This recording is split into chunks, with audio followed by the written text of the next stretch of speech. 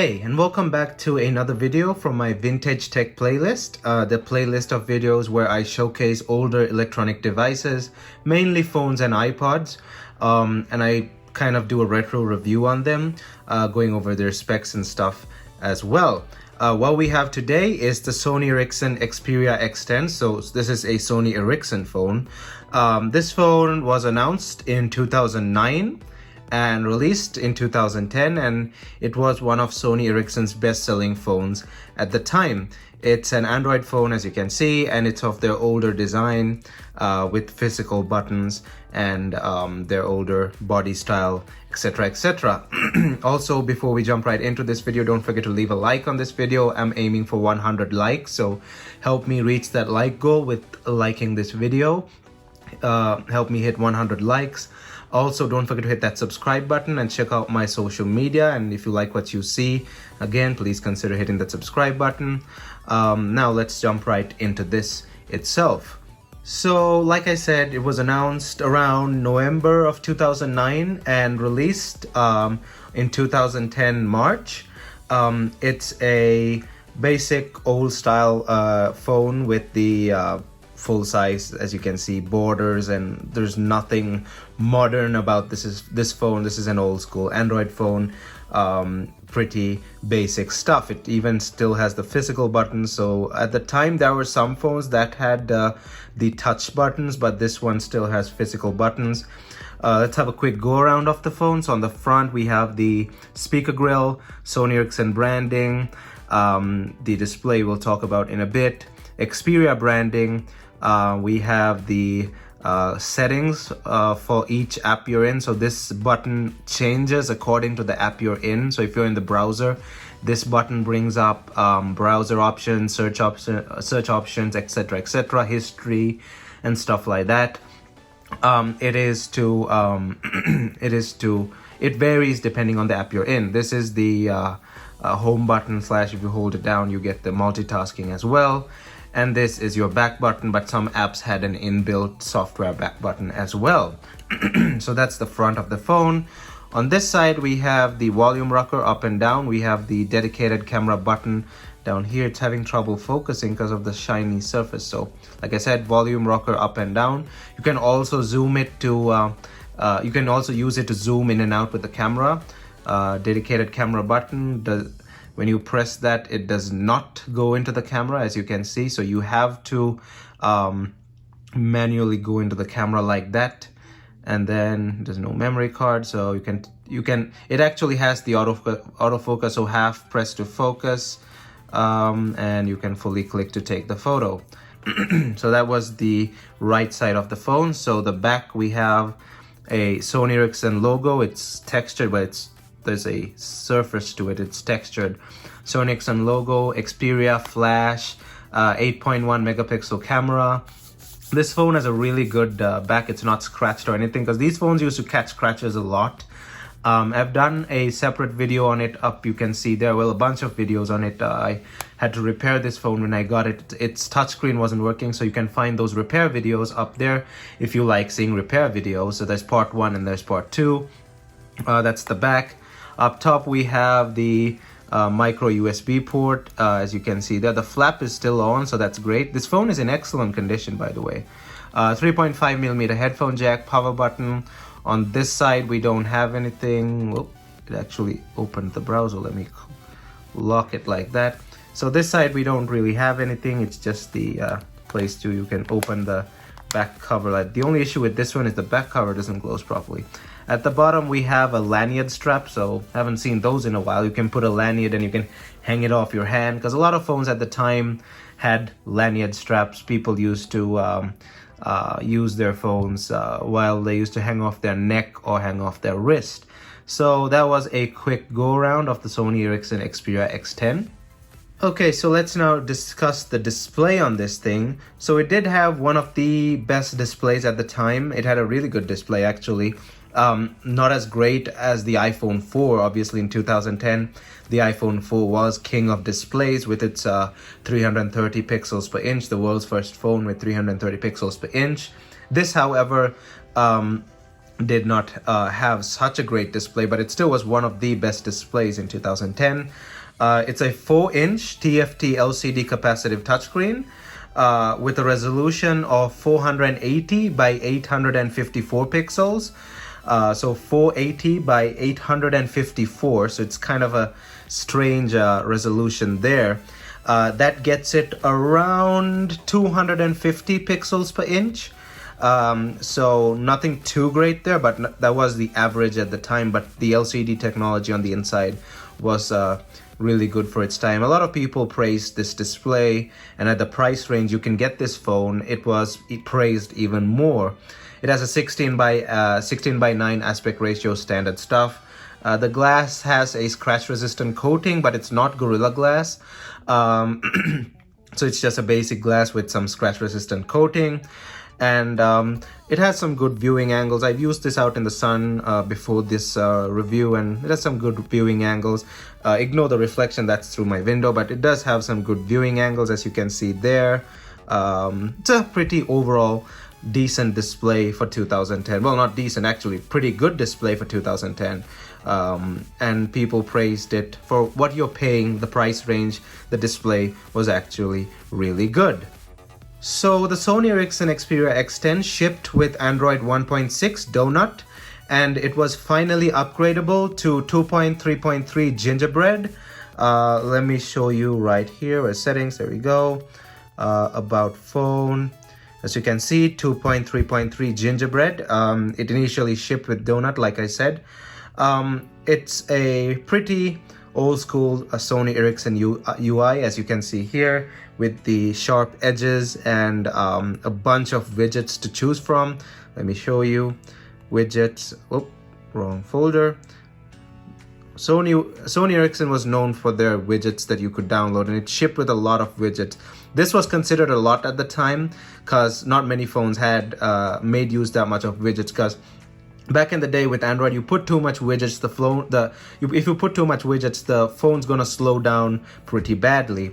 So this is your old school 2.3.3 interface. As you can see, the app drawer as well.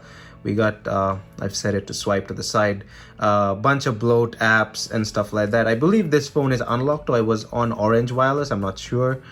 Oh, this one's unlocked, yeah. No, my Xperia Arc and my Xperia U were locked to Orange Wireless. This one is an unlocked phone. I do not see any branding for any wireless carrier on the back. Pretty decent stuff. Android 2.3.3 Gingerbread. It's still quite fast, well, relatively fast for how old it is. But if I can imagine, once I connect this to the internet, if I do, it's gonna slow down the phone quite a lot. It is the Media Timescape UI, Mediascape, Timescape, some people call it Mediascape, they usually called it Timescape. That's the skin that Sony Ericsson put on top of Android 2.3.3. So that was the operating system as a whole.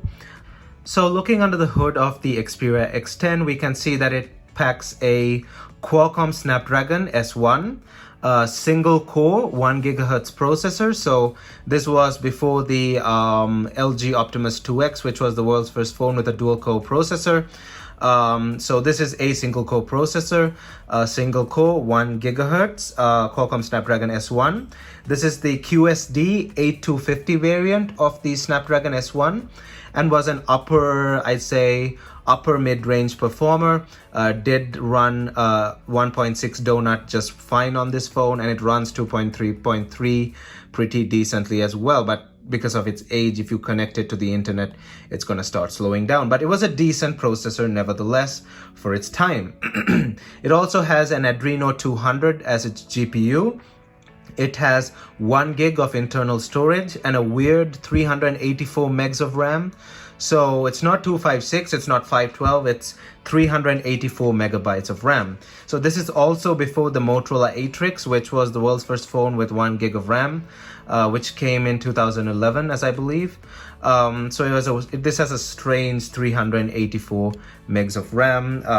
I guess Sony made some decisions back in the day to put that weird amount. I don't know what those decisions were, but I guess it did the job, and it still does the job decently today, provided it's not connected to the Wi-Fi.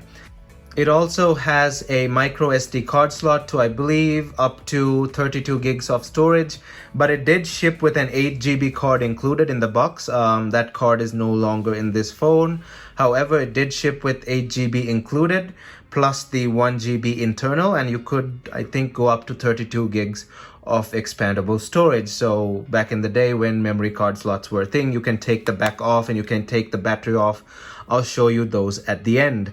So those were the specs of the Xperia X10. So now moving on to the camera on the Xperia X10. As you can see, it has an 8.1 megapixel autofocus shooter with a single LED single tone flash.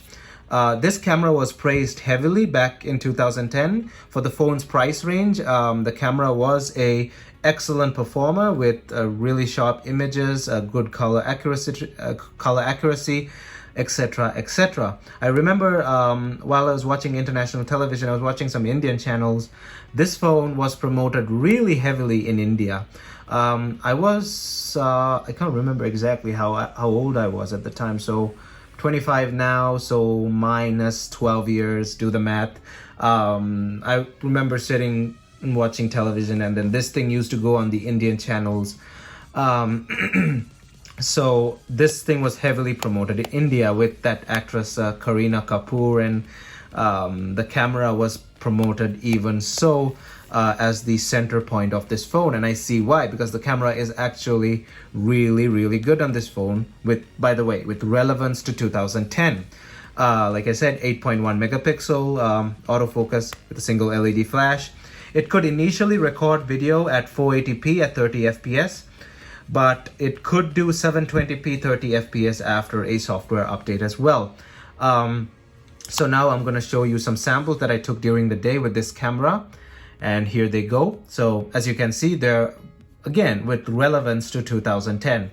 They're really sharp, the colors are accurate, they're not too smooth. They have rough edges as well, which is nice. You do not want to have too smoothed out edges on photos because then it looks artificial.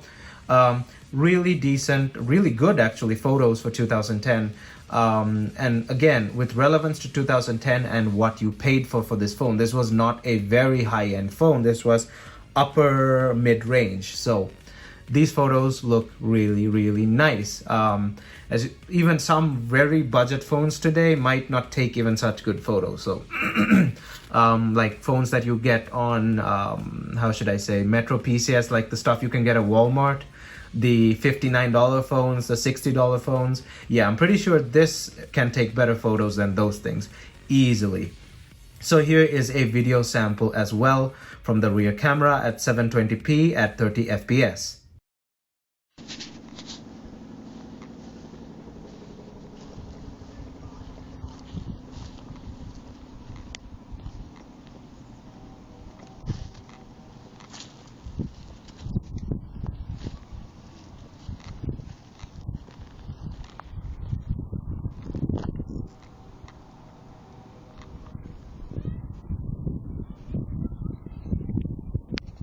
So as you saw, that was the video samples and photo samples from the rear camera. This phone does not have a front camera, as you can see here. So no front camera. Back in the day, front cameras were not much of a thing and only higher end phones had them. Yeah, so no taking selfies with this, and people were okay with it at the time. But today, even the cheapest phones on earth have a front camera. So yeah, that was the camera of the Sony Xperia X10. So now let's move on to battery and all the other stuff. I think I almost forgot to mention when I showed you a quick go around of the phone. This phone came in this black color. It was called Census Black, and a white color which was called Luster White. And I believe the white one was really pretty. It looked really nice. There weren't many white phones at the time. Most phones were either black or dark blue, but the white phone was a nice touch. And then I think a few months later, when the iPhone 4 came out, the iPhone 4 had a white variant as well. Well, yeah, the iPhone 4 had a white variant as well. So that promoted the white phones and the other colors eventually. This thing has a removable 1500 milliamp hour Sony Ericsson battery. It's a BST41. It's a very common battery back in the day. There are thousands of these for sale on eBay. Let me show you the battery now. Power it off. Okay. So back in the day when batteries were user replaceable, this had a, oh, there we go. So BST41, these batteries are all over the place. So you have a micro SD card slot and the SIM card slot over there. This phone had no water protection of any form, so this does not have to be sealed. Pretty decent stuff. The battery was a decent performer. It wasn't too great or anything. It was decent. The battery numbers will be around a standby time of around 420 hours on 2G and about 410 hours on 3G. I can't say for sure these numbers. I just got them off the internet. Some websites have different numbers. Some they just vary. At the end of the day, you can just take 400 hours of standby as a good average. So take it as that. Talk time, it was around 10 hours on 2G and about 8 hours on 3G as well. So nothing too great, but nothing too bad either. Either way, if you want to get your hands on one of these phones, you can find it online. They're not very common, but they're not rare either. Anyways, that's it for this video. This was the sort of retro review of the Sony Ericsson Xperia X10 from 2010. Thanks for watching, and I hope you enjoyed this video as usual. Please help me hit my like goal of 100 likes. So go ahead and hit that like button. Also hit that subscribe button if you liked what you saw. And go and check out my social media as well. Thumbs up, and I'll see you guys in my next video.